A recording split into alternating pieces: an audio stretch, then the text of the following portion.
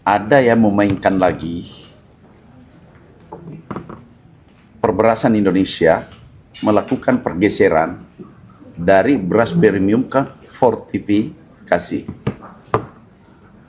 Apa itu fortifikasi? Adalah beras yang diberikan vitamin-vitamin khusus itu untuk kelas menengah ke bawah atau saudara kita yang stunting atau kekurangan gizi, kekurangan vitamin dan seterusnya.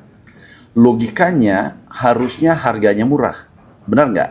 Minimal itu sama dengan beras medium atau naik sedikit, nggak apa-apa karena ada vitamin di dalamnya. Nah, ternyata ada harganya sampai 42.000 1 kilo. Ini kan tidak masuk akal. Ini akal-akalan. Totalnya setelah kita ambil sampel, ini seluruh yang terdaftar fortifikasi, ada juga yang tidak terdaftar. Yang terdaftar itu ada 80% tidak sesuai standar, seperti dulu. Dan average-nya harganya itu Rp22.665 per kilo. Ada yang 42. Dan ini tidak masuk akal. Oleh karena itu, sekarang kami gunakan lab banyak seperti dulu. Mungkin sampai 5 sampai 10 lab kita gunakan. Ini sudah ada 3 lab keluar hasilnya, itu 80% bukan beras fortifikasi. Tidak atau tidak sesuai standar. Tentu ini kita tindak lanjuti dan proses. Nah, saya tahu, saya sadar banyak di medsos berkeliaran menyerang dan seterusnya. Tetapi ini kita tidak boleh berhenti memerangi mafia atau koruptor, karena ini adalah membuat masyarakat masyarakat kita terdampak dan merugikan mereka. Kita tidak boleh mundur dengan berita-berita yang disebar. Contoh kemarin yang 2 triliun, itu substansinya bukan 2 triliunnya, tetapi itu adalah merampas hak rakyat. Itu yang poin pentingnya yang disampaikan kemarin Bapak Presiden itu. Jadi merampas hak rakyat. Kenapa? Harga beras yang 80.000 harusnya harganya dengan kualitasnya, tetapi dijual 17.000. Nah, jadi ini substansinya adalah jangan mafia bebas bergerak untuk di sektor pangan yang merampas hak-hak rakyat. Itu poin pentingnya. Itu subsidi pemerintah kita hitung kemarin khusus untuk beras khusus fortifikasi itu kurang lebih itu 56-60-an triliun. Kan subsidi ini kan 40% nih. Setelah dikali-kali bla bla, total subsidi kita 144 triliun. Bahkan 2026 itu 164 triliun untuk sektor pangan. Sedangkan subsidi ini untuk rakyat kecil kan, ekonomi menengah ke bawah lah. Benar nggak? Lah yang gunakan konglomerat. Dan itu pun digunakan dengan cara yang tidak baik. Tanda petik penipuan, bukan tanda petik penipuan. Karena ini barang kualitasnya untuk 8.000 harganya, tapi dijualnya 17.000. Ini lebih ekstrim lagi, 42.000 padahal bukan fortifikasi. Ini kan semua beras Indonesia ini adalah subsidi kan? Subsidi pupuk kan? Subsidi irigasi, subsidi listrik, subsidi BBM, iya kan?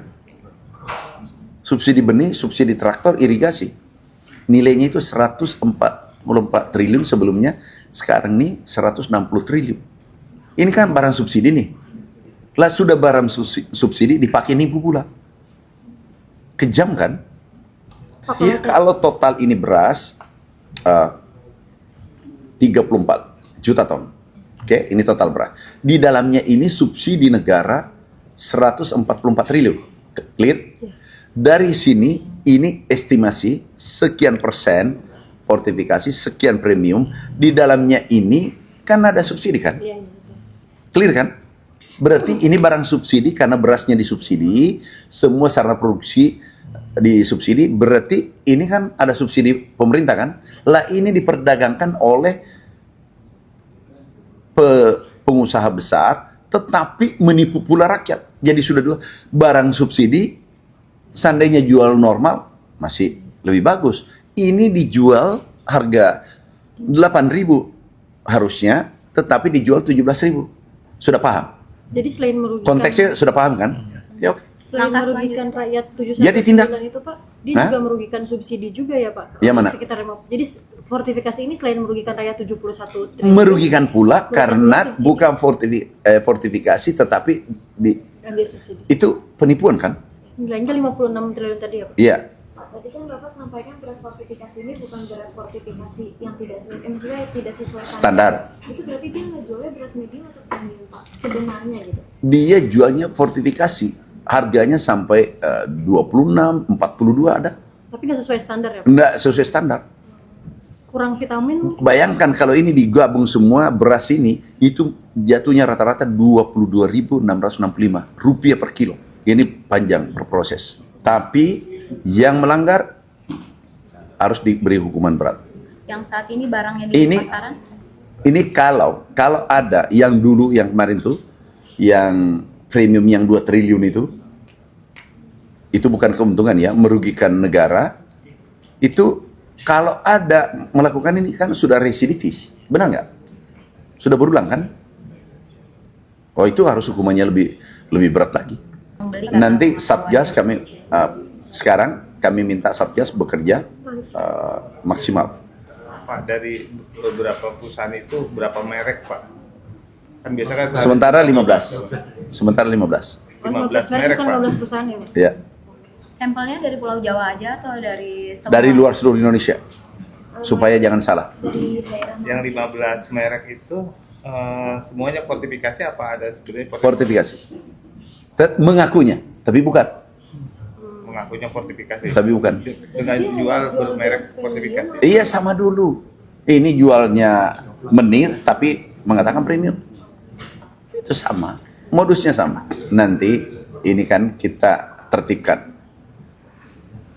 Kami juga saya sudah minta mengecek sedetail mungkin. Sudah itu sudah fix kami cabut izinnya. Saya cabut izinnya. Itu yang pertama. Berarti yang beredar pasti sesuai standar kan? Dugaan kami kalau dia premium kan tidak bisa main-main, kita kunci. Berpindah lagi.